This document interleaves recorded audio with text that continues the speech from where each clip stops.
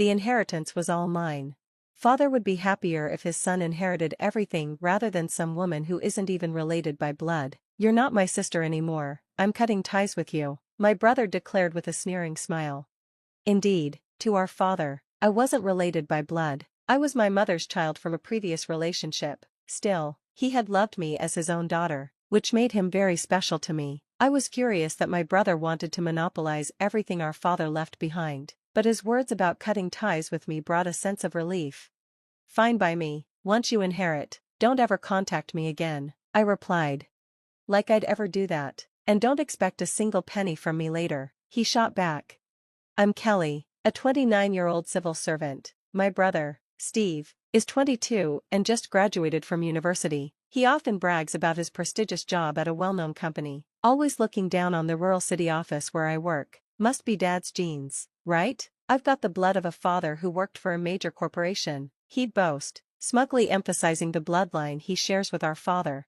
Steve and I share the same mother but have different fathers. Steve is the biological son of our father, while I am my mother's child from her previous marriage. Though I was technically a stepchild, Dad never treated me differently. He loved and cared for me deeply, which is why I regard him as my true father. My biological father, on the other hand, left us when I was little, running off with his mistress. I barely remember him.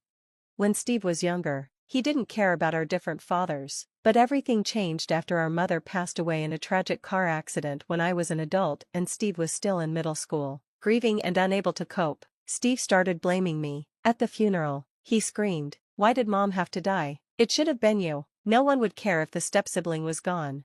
His cruel words shocked me, but I stayed silent as our father, angrier than I'd ever seen him, scolded Steve harshly. That day, any affection I had for my brother faded. Over the years, our relationship deteriorated. Steve seemed obsessed with outshining me academically, but his ambitions always backfired. He failed to get into his first-choice schools for both high school and university. As a student, he couldn't out-earn me, a full-time employee, and he avoided sports or arts to escape potential failure. Instead, Steve focused on asserting his higher status as Dad's biological son. He taunted me endlessly, saying, "I'm Dad's real child, you're just an outsider." Initially, I believed his behavior stemmed from misplaced grief, but as he grew older, his words carried genuine malice.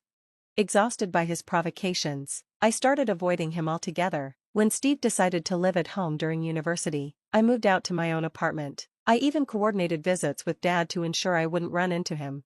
4 years later, Steve graduated and landed a job at a reputable company. I had prepared a tie as a graduation gift but decided against giving it to him when he greeted me with his usual smugness. "Of course, I got a better job than you. I've got Dad's genes," he said, clearly unchanged by his time at university. I continued living independently, working as a civil servant, while Steve lived with Dad and navigated the struggles of a new working adult. Unfortunately, this phase didn't last long. Less than a year later, Dad fell gravely ill and passed away suddenly, leaving me no time to say goodbye. At the funeral, I took on the responsibilities of the chief mourner. Thanks to Dad's meticulous planning, most of the arrangements were straightforward, except for the inheritance. The only inheritors were Steve and me, and I knew the discussion would lead to conflict. As expected, Steve showed up late to our meeting without so much as an apology and immediately said, "The inheritance? I'm the real child, so it's all mine. You're just a stepchild, an outsider. Isn't it greedy for an outsider to claim anything?" Tired of his arrogance, I offered a deal. "I won't inherit anything. In return, you must promise never to contact me for the rest of your life."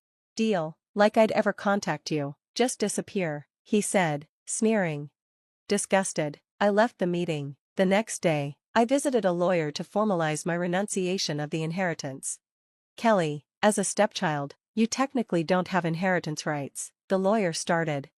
"Actually, Dad adopted me legally," I interrupted, "but I don't want anything. I'm giving it all up." Dad had officially adopted me after marrying my mother, which meant I had full inheritance rights. But I wanted nothing to do with the complications of being labeled a stepchild or a legitimate child. I simply wanted to cut ties and move on. A month later, the family court finalized my renunciation. I was finally free from the burdens of my brother and the toxic family dynamic. I contacted Steve. "Hello, my renunciation of the inheritance is complete," I began. "You know, from the estate investigation, Dad had.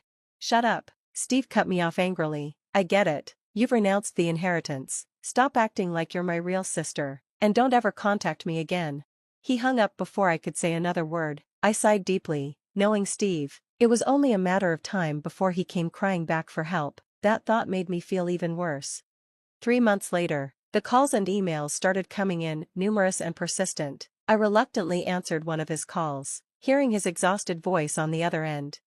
You know what? I need to borrow some money, he said. Dad had debts, and I can't keep up with the repayments. I used Dad's savings too, but it's still not enough. What? Sure, Dad had some loans to repay, but if you've used all his savings for it, how is it still this bad? I asked, confused. Steve immediately snapped. Did you know about this? Did you push the debt onto me, knowing everything? You have such a bad personality. Oh, right, because you're just a stepchild. You must be jealous of me, the legitimate child. I clenched my jaw. Right, because I'm the one who hung up on you when I tried to warn you, and I'm the one who blocked your calls. Funny how you suddenly unblocked me when you needed help. Who's the one with the bad personality here? The truth was, I had learned all about Dad's financial situation during the inheritance renunciation process. I had tried to inform Steve back then, but he had cut me off entirely, left with no way to communicate. I had given up trying. Now, he was coming to me in tears, just as I had anticipated. Do you even understand how hard it was for Dad to send you to high school and university? I asked, frustrated. Sure, he had educational insurance and Mom's life insurance helped, but things like the house and car had to be paid for with loans. I'm not your sister, right? So why don't you take this up with the mortgage lender or the lawyer instead of me, an outsider? What are you talking about? Steve retorted. Don't sweat the small stuff. Besides, I'm treating you like a sister, even though you're just a stepchild. You should be happy about that. Now, come on, Kelly, give me some money. Furious at his arrogance, I sharply hung up the call and blocked his number. Steve didn't know where I lived, and I had made sure not to leave any clues about my home at Dad's house. To be safe, I even got a new phone. But that didn't stop him. Kelly, please, I need money, otherwise, I can't survive. Steve started showing up at the city office where I worked. Gone was his usual smugness. He looked genuinely distressed. He would visit repeatedly, always during lunch breaks, as if sneaking away from his job. On days he didn't visit, he bombarded my phone with calls, disrupting my work. I explained the situation to my boss, and they moved me to an administrative position, but Steve's harassment escalated. He began staying past closing hours, waiting in the parking lot to confront me after work. One evening, I finally had enough. I caught him lingering in the parking lot and dragged him aside. Stop it already, I said. Don't cause trouble at my workplace. I told you to consult the loan institutions and the lawyer. I already did, Steve snapped, arms crossed, anger flashing in his eyes. The group life insurance covered the mortgage, so I don't have to pay for the house anymore. The car loan is down to about $5,000, and I renegotiated the payments, but that's not the problem. Then what is the problem? I pressed. Steve hesitated, nervously looking around before finally admitting, Dad had some savings, so I spent it on various things. I went over budget. Then I borrowed money from a friend, but now I can't pay him back. He's saying I scammed him, and no one else will lend me money. If I go to a predatory lender, I'll be in even deeper trouble. I sighed, my head pounding. His story was convoluted, but the truth was clear. Steve had spiraled into a financial mess of his own making. So, let me get this straight, I said. You kept borrowing money to pay off debts, and now you're stuck. Exactly, he said, his desperation growing. I think I'm already blacklisted. If you pay it off for me, it'll all be over. Just $88,000, come on, Kelly. When he reached out to me, I slapped his hand away. There's no way I'm giving you a dime, I said coldly. This is entirely your fault for overspending and borrowing from loan sharks. Why should I clean up your mess? Steve glared at me, his voice dripping with contempt. Is it because we're only half related? Stepchildren are the worst, so selfish and unpleasant. Without another word, I got into my car and started the engine. Steve tried to cling to the door, but I shoved him off.